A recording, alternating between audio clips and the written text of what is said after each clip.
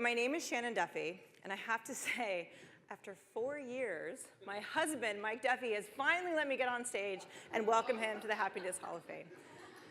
So Mike and I have been married for 16 years. And usually when I meet people through work, people ask me about my husband.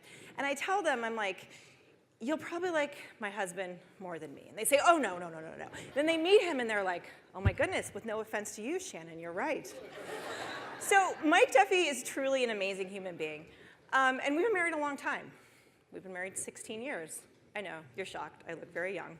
But it's been 16 years, and we've been through a lot together. We have 2 wonderful, but sometimes challenging children.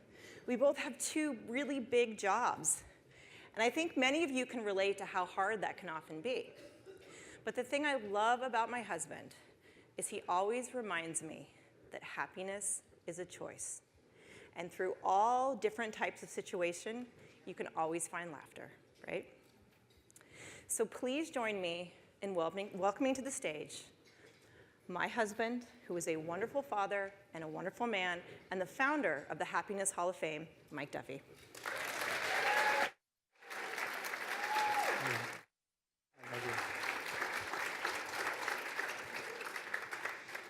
Thank you. Give it up for my wife, Shannon Duffy.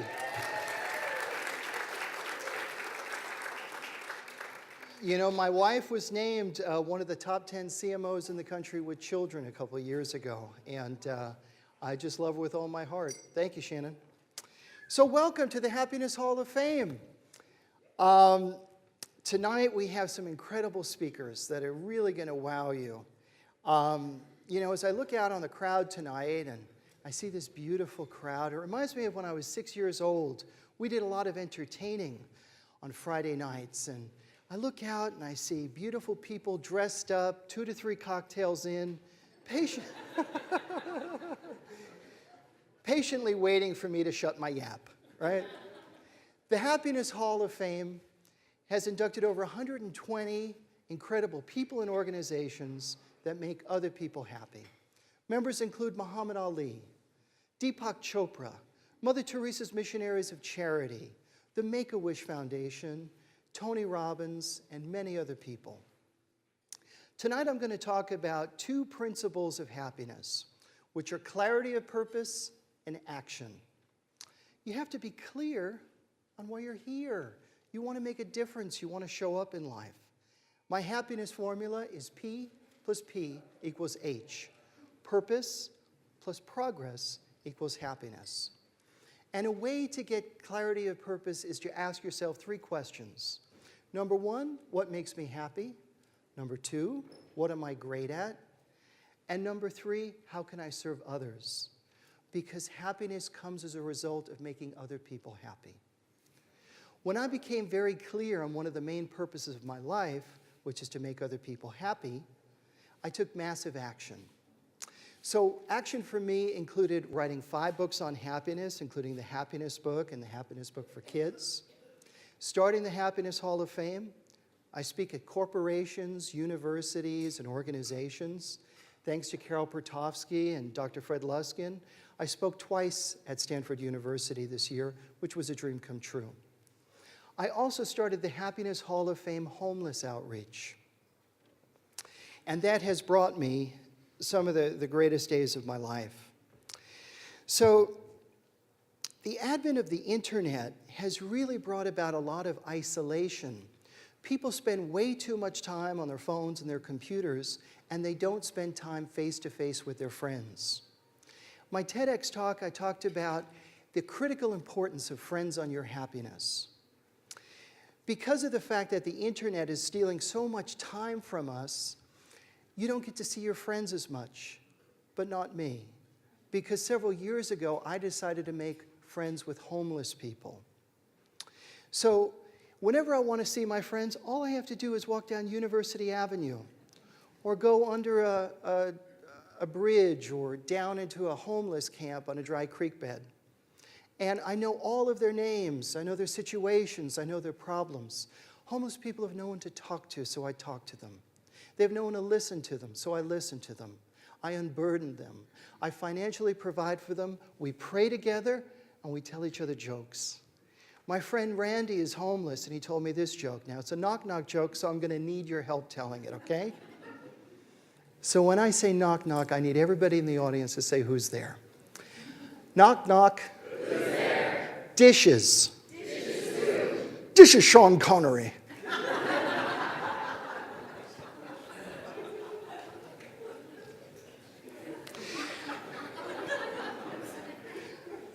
The San Francisco Giants are in the Happiness Hall of Fame, and 2 years ago, they came out here and they brought their 3 World Series trophies right here on the stage. And Bill Schlau, who's their CIO, was in such a good mood, he said, Mike, I'm going to pass out my 3 World Series rings to the crowd. And, they can take photos with them, and then, I'll get them back. So he did that, and he comes up to me white-faced 20 minutes later. He says, one of my rings is missing. He got it back, but it was funny. I like to make homeless people's wishes come true. It's kind of like make a wish for homeless people. So I called up the San Francisco Giants, my friends in the front office, and I told them that I wanted to make a wish of Zach, who's homeless.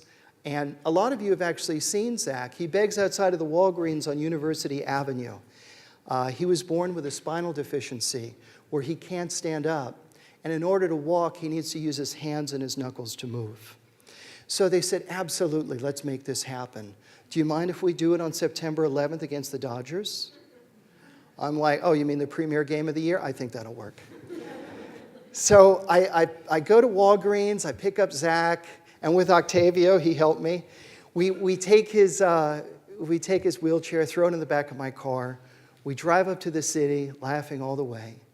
And when we get there, outside of the stadium, representatives from the Giants met us with a big bag of gifts for Zach. And Zach just couldn't believe what was going on. And then they ushered us in like VIPs onto the field during batting practice. So he got to see the Giants during batting practice, the Dodgers. And 6-time All-Star Will Clark comes up to Zach. And he says, Zach, I hope you're going to bring us good luck tonight. And Zach said, Will, give me your baseball glove. And Zach takes the glove, raises it above his head, and goes, by the power vested in me, Zachariah, I guarantee the Giants will win. And they did win.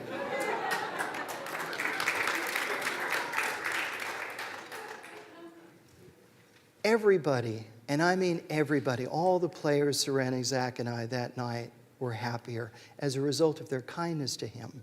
He was holding court with these very famous baseball players, and he was actually making them happy and encouraging them in a particularly difficult losing season. In the golden sunshine of the San Francisco Bay, a kid who doesn't have a home, who can't even stand up, made other people happy. I challenge all of you tonight to have one kind interaction with a homeless person this week. Ask them their name. I guarantee you, by the power vested in Zechariah, you will be happier as a result. So, Helen Keller said that true happiness comes from not the pursuit of self-gratification, but from the pursuit of a worthy purpose. At least I think it was Helen Keller, because Abraham Lincoln said that verifying quotes on the internet these days is very difficult. But it sounds very Helen Keller-ish, right? You know, one of the greatest purposes of my life is to be a great dad to my 2 kids. And my mother was my great encourager, so I modeled my parenting skills after my mom. My dad, well, let's just say that he was vaguely aware of some short people living in his house, eating his Cheetos, okay? But it wasn't his fault, because dads in the 70s only had to do 3 things in order to be a good dad. Number 1, train your 6-year-old to go to the store to get you a pack of smokes by themselves. Number 2, bring your kids to semi-lethal playgrounds filled with hot metal. And number 3, avoid sunscreen at any cost because you needed your kids to be tan. Remember those days? Oh, your kids are so healthy. So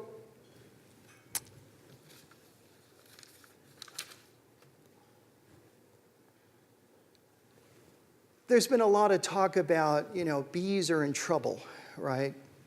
So my son was very, very worried about the bees. So I said, you know what, how about we do this? How about we plant a flower garden to feed the bees? And because bees have a very definite purpose. What they do is they pollinate all the flowers and plants that we use. So he was very excited. So I took my son to the garden supply store. But I made sure that everything that we bought and we planted had deer-proof written at the bottom, because where we live, there's a lot of deer, right? So we did that, and we spent the entire day planting this flower garden, and sure enough, by the end of the day, the bees start showing up. And one of them landed on my finger, and I called Mikey over. He's 8 years old. He's the cutest kid in the whole world. And I said, look, Mikey, look at the pollen on his belly and his big buggy eyes. Mikey loved it. His eyes lit up, and he hugged me. And I knew that I had won the Best Dad Award that day. The next morning, he comes running into my bedroom. And he says, Daddy, Daddy, I want to go see the bees. So I said, okay, let's go out to see the bees. And we get out there, we see no bees, but we see a herd of deer walking through our garden with our flowers in their mouths. Everything was gone. And I was just decimated. I looked down at Mikey and I said, but, everything we had was written, it said deer-proof on the bottom. And he looks up at me with these big, compassionate, soulful eyes. And he says, Dad, deers can't read.